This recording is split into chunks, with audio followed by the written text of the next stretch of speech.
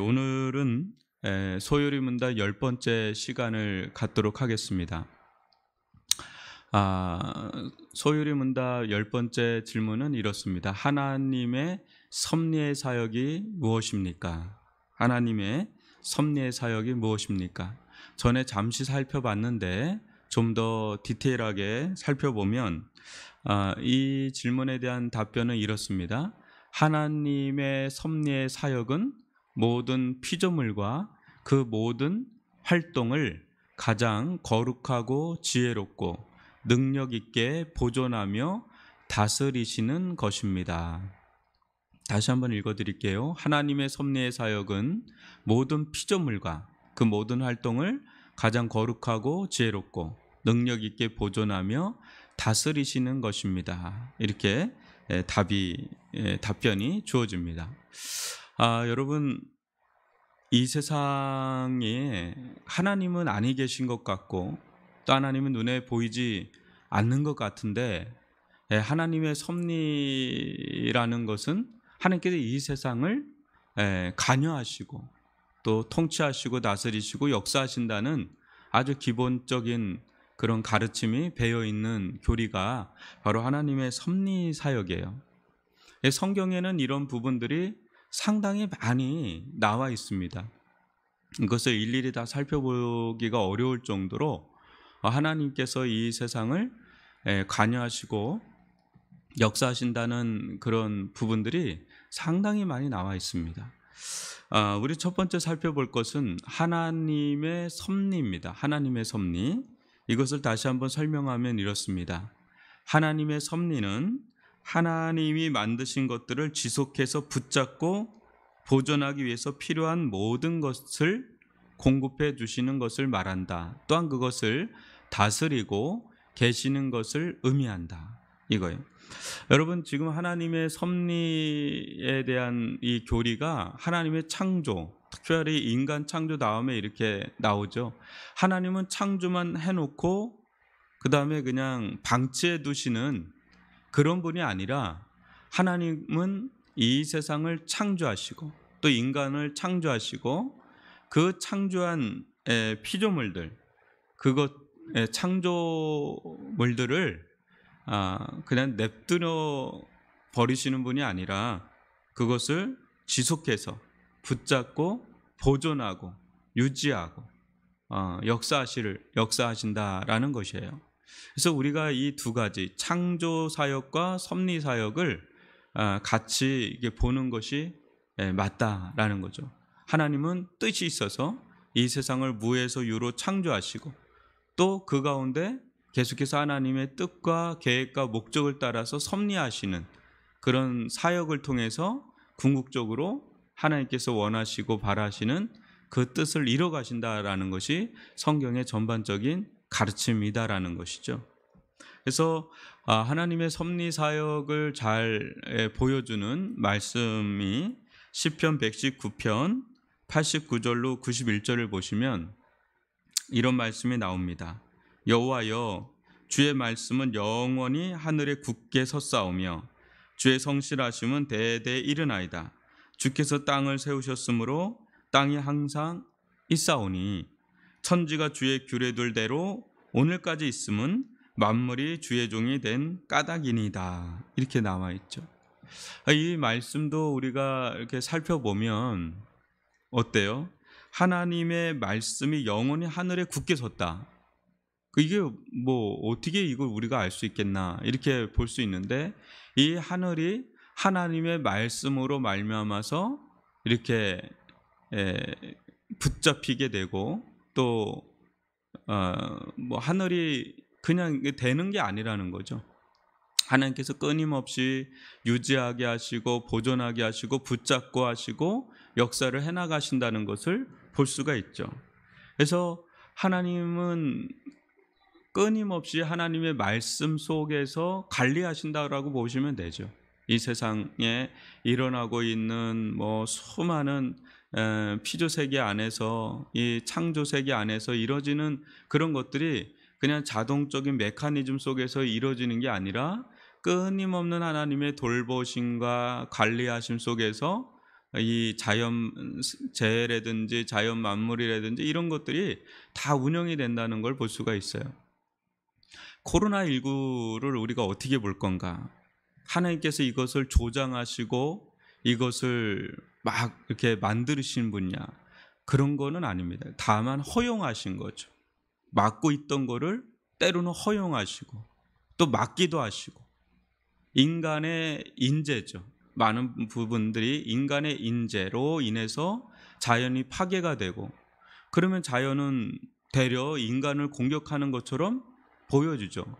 근데 그 가운데 하나님은 막기도 하시고 때로는 허용하시기도 하시고, 그 가운데 하나님의 또 뜻들이 그 속에 담겨서 역사를 한다는 걸 본다면, 세상에 있는 사람들이 볼 수 없는 것을 신앙인들은 보면서 이 가운데 하나님의 섭리가 무엇인지, 우연이라는 건 없습니다.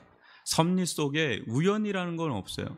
하나님 안에서는 모든 게 다 필연이에요. 그럼 왜 이런 일이 일어났을까를 하나님 앞에서 공부할 필요가 있는 거예요. 그냥 단순히 역학 구조적으로 또 뭐 자연 법칙적으로만 이렇게 생각할 게 아니라 하나님 그걸 사용하시죠. 그런데 그 이면에 하나님의 섭리의 손길, 관여의 손길이 있다는 거, 필연적인 손길이 있다는 거예요. 그것은 아주 다채롭게 나타납니다. 그것이 무엇인지를 보면서 세상에 대해서는, 교회에 대해서는 지금 어떤 메시지를 하나님께서는 던지고 계시는지 우리가 물을 필요가 있고 또 들을 필요가 있는 것이죠. 또 시편 66편 7절을 보시면, 그가 그의 능력으로 영원히 다스리시며 그의 눈으로 나라들을 살피시나니 거역하는 자들은 교만하지 말지어다. 이 세상이 세상의 통치자들에 의해서 움직이는 것 같아도 하나님은 능력으로 영원히 다스리실 수 있는 분은 여러분 하나님밖에 없습니다. 이 세상에 독재자들이 아직도 있거든요. 독재자 같은 자들도 있거든요. 근데 영원히 다스리지 못해요. 마치 자신이 영원히 다스릴 것 같이 법도 개정하고 막 하지만 그건 뭐 오래 못 갑니다. 좀 지나면 그 사람이 있는지도 잘 몰라요. 사람들은. 지금이야 막 사람들이 보지만, 여러분 트럼프 지금 굉장히 주목하고 있습니까? 얼마 전까지는 트럼프가 세상을 쥐락펴락하는 것처럼 보였어요. 영원하지가 않다는 거죠. 영원하신 분은 하나님밖에 없기 때문에 영원히 다스릴 수 있는 분도 결국 하나님밖에 없다라는 거죠. 하나님은 나라들을 다 살피고 계세요. 지금 아프가니스탄에 뭐 탈레반이 막 왔다고 해서 막 뭐 뉴스에 연일 나오죠. 정말 안타까운 일입니다. 여러 가지 인권의 문제도 있고 국제 정세도 막 이거 하나로 또 많은 변화도 있을 겁니다. 하나님 안 보실까? 다 보시고 계수하고 있어요. 어떤 일이 일어날지는 우리가 장담할 수가 없습니다. 근데 하나님은 살피시고 역사하시고 관여하시는 분이시다라는 걸 절대 잊어서는 안 됩니다. 길게 보면 하나님의 통치 아래서 역사하고 있다는 걸 우리는 가늠할 수가 있습니다. 교만하면 안 되는 거죠. 거역하면 안 되는 거죠. 근데 얼마나 거역과 교만이 행행하고 있습니까? 두려운 일입니다. 또 우리 개인적으로 봐도 잠언서 16장 9절을 보면, 사람이 마음으로 자기의 길을 계획할지라도 그의 걸음을 인도하신 이는 여호와시니라. 그러니까 내가 뭐 계획할 수는 있습니다. 나는 이런 내 인생의 길을 이렇게 결정해야지, 이런 길을 가야지, 이런 길을 가야지, 뭐 이렇게 나름대로 뭐 생각할 수는 있어요. 계획할 수는 있단 말이에요. 근데 그게 우리 뜻대로 되던가요? 우리 계획대로 되는 게 있던가요? 모든 게, 목사님, 모든 게 내 계획대로 뜻대로 모든 게 다 진행돼 왔습니다, 이렇게 말할 분 있나요? 안 그렇죠. 내 인생도 내 마음대로 좌지우지할 수가 없어요. 내 인생 내 마음대로 하는 것 같아도 여러분 한 치 앞도 모르는 게 우리네 인생이라 그러잖아요. 근데 그 걸음을 실질적으로 인도하시는 분은 누구라는 거예요? 하나님이라는 거죠. 내가 누구를 만나서 결혼할지 여러분 알았습니까? 또 내가 낳은 자녀가 어떤 자녀인지 우리는 알고 났습니까? 그럼 우리가 많은 걸 할 수 있는 것 같아도 실은 많은 걸 할 수 없다는 걸 알게 됩니다. 점점 인생을 살아가다 보면. 근데 그 가운데 우리는 알게 되죠. 하나님께서 결국은 하나님 손에 있구나. 결국 내 인생이라는 것도 내가 막 사는 것 같은데 결국 하나님의 손에 있구나. 그걸 깨닫게 되는 거죠. 이게 하나님 섭리라는 것이죠. 하나님 섭리. 또 잠언서 16장 33절 보면 이런 구절이 나옵니다. 제비는 사람이 뽑으나 모든 일을 작정하기는 여호와께 있느니라. 그러니까 우리가 할 수 있는 것들이 있어요. 근데 그게 본질적이지가 않아요. 결국은 진짜 중요한 건 다 하나님께서 잡고 계시는 거예요. 모든 일의 작정은 여호와께 있다라는 거죠. 그러니까 하나님을 경외하는 게 지혜의 근본이다라는 게 이런 데서 우리가 볼 수가 있는 겁니다. 여러분, 결국은 우리가 뭐 이것저것 하는 노력들은 매우 중요합니다. 근데 그것이 모든 게 우리 뜻과 계획과 작정대로 되는 게 아니라 결국 그 모든 것을 키를 쥐고 계시는 분은 하나님이시다라는 것을 우리는 잊지 말아야 된다라는 게 하나님의 작정결이에요. 그래서 여러분 요한복음 5장 17절에도 이런 구절이 나옵니다. 예수께서 그들에게 이르시되 내 아버지께서 이제까지 일하시니 나도 일한다 하시면 뭐예요? 창조를 하고 난 뒤에 지금 수천 년이 지난 예수님께서 이 땅 가운데 오신 게 수천 년 지난 시점인데 아버지께서 이제까지 일하시니 이게 뭐예요? 하나님께서 창조하시고 끝난 게 아니라 계속해서 일하신다는 거예요. 그래서 나도 일한다는 건데 하나님은 예수님께서 이 땅 가운데 오실 때까지만 일하신 분이 아니라 지금까지도 일을 하세요. 우리도 일을 하는 겁니다. 하나님의 뜻을 따라서 하나님의 일을 같이 참여하고 동참하면서 일을 하는 거죠. 예수님 그 본을 보여주신 것이고요. 하나님은 섭리하시는 거예요. 관여하시고 역사하시고 다스리시고 통치하시고. 그러니까 하나님께서 모든 세상에 관여하지 않는 공간, 아브라함 카이퍼는 1cm도 없다 그러잖아요. 하나님의 섭리의 대상에 대해서 이제 두 번째 살펴볼 텐데, 여러분 한번 보시면 하나님의 섭리는 모든 장소에 미친다라는 거예요. 하나님의 섭리는 모든 장소에 미친다. 또 하나님의 섭리는 모든 사람에게 미친다. 또 하나님의 섭리는 세상에서 일어나는 모든 사건에 미친다. 그러니까 하나님의 섭리의 손길이 미치지 않는 장소, 사람, 사건은 없다라는 거예요. 그러니까 이 눈으로 세상을 볼 필요가 있는 거예요. 뉴스를 여러분들이 볼 때 그냥 액면으로 보는 게 아니라 우리 기독교인은 하나님의 섭리의 눈으로 한번 보려고 자꾸 훈련을 하고 봐야 되는 거죠. 그 가운데 무슨 하나님의 뜻이 있나, 무슨 하나님의 손길이 있나, 그것을 계속 말씀을 통해서 세상을 보는 눈을, 안목을 기를 필요가 있는 거죠. 그냥 무작정 받아들이는 게 아니라 필터링을 거쳐서 하나님의 섭리의 손길에 필터링을 거쳐서 하나님의 말씀에 그 필터링을 거쳐서 우리는 볼 필요가 있는 거죠. 왜 저런 일이 일어날까? 저 가운데 어떤 하나님의 손길이 있을까? 우리에게 던져주는 메시지는 무엇일까? 성경을 아주 부지런히 좀 살펴보면서 배울 필요가 있죠. 예레미야 23장 23절 24절 보면 여호와의 말씀이니라 나는 가까운 데 있는 하나님이요 먼 데 있는 하나님은 아니냐. 여호와의 말씀이니라 사람이 내게 보이지 아니하려고 누가 자신을 은밀한 곳에 숨길 수 있겠느냐. 여호와가 말하노라 나는 천지에 충만하지 아니하냐. 이게 하나님의 편재성이라고 하는데, 여러분 하나님은 이 천지에 충만하신 분이세요. 천지가 그렇다고 하나님은 아닙니다. 범신론처럼 천지가 신이다 이렇게 하는 게 범신론인데 그렇지는 않고 하나님은 편재에 계신다는 거죠. 천지에 하나님의 손길이 미치지 않는, 역사하지 않는 곳이 한 군데도 없는. 여러분 요즘 CCTV가 많죠? 이미 하나님은 온 세상이 CCTV예요.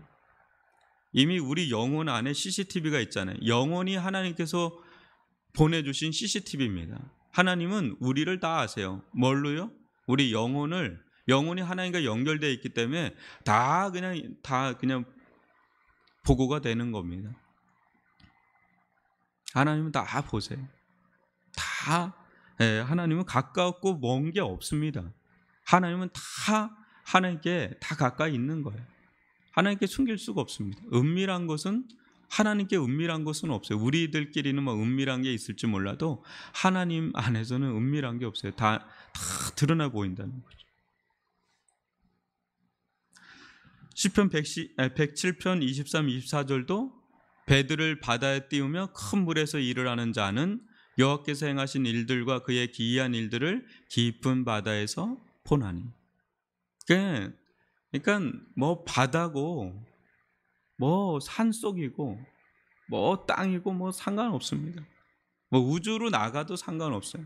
다 하나님께서 행하시는 일들이 그 깊은 곳 가운데도 기이한 일들이 우리가 다 알지 못하잖아요. 우리가 바다 깊은 곳에서 무슨 일이 일어나는지 아시나요? 거기는 뭐 알 수가 없어요. 전 세계가 얼마나 넓고 큽니까? 전 우주는 얼마나 크고 넓습니까? 그 모든 것을 가운데 역사하시는 그 하나님, 어떤 하나님인지 우리는 가히 측량할 수 없는 하나님이십니다. 그래서 베드로전서 5장 5절로 7절을 보면 젊은 자들아 이와 같이 장로들에게 순종하고 다 겸손으로 허리를 동이라. 하나님은 교만한 자를 대적하시되 겸손한 자들에게는 은혜를 주시느니라. 그러므로 하나님의 능하신 손 아래에서 겸손하라. 때가 되면 너희를 높이시리라. 너희 염려를 다 주께 맡기라. 이는 그가 너희를 돌보심이라. 하나님은 우리를 돌보시는 분이세요. 우리 인생, 그러니까 모든 장소에도 영향을 미치지만 모든 인생에게 하나님은 손길을 미치신다는, 돌보신다는 거죠. 이 교만한 자는 낮추고 또 낮아진 자는 높이고 하나님께서 꺾인 자는 또 다시금 세우고 굽어진 길은 같이 곧게 하시고 수많은 일들을 인생 가운데 행하신단 말이죠. 그래서 시편 23편 4절도 보면 내가 사망의 음침한 골짜기로 다닐지라도 해를 두려워하지 않을 것은 주께서 나와 함께 하심이라.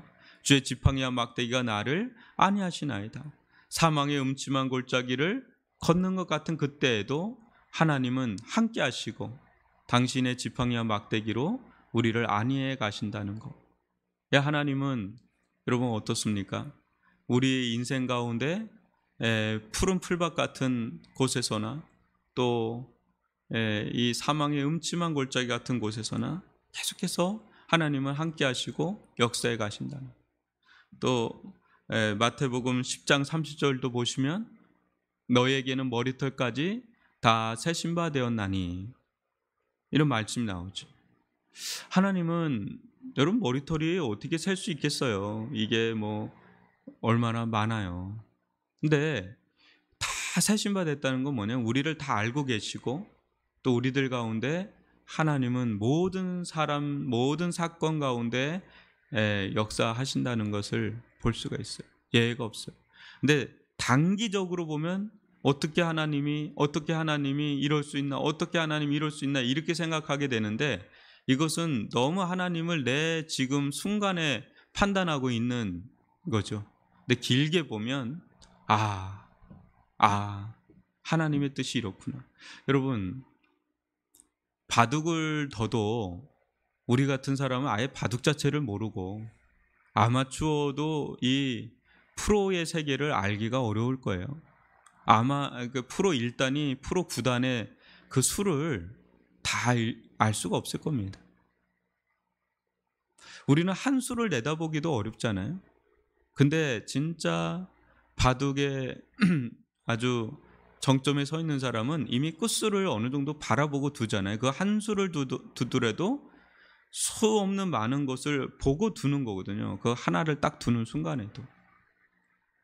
사람도 그런데, 바둑의 길을 두는 사람도 그런데 하물며 하나님은 어떻겠어요? 뭐 하나를 둔다 그럴 때 그게 어떤 것까지 이어진다는 것을 생각 안 하고 하시겠습니까?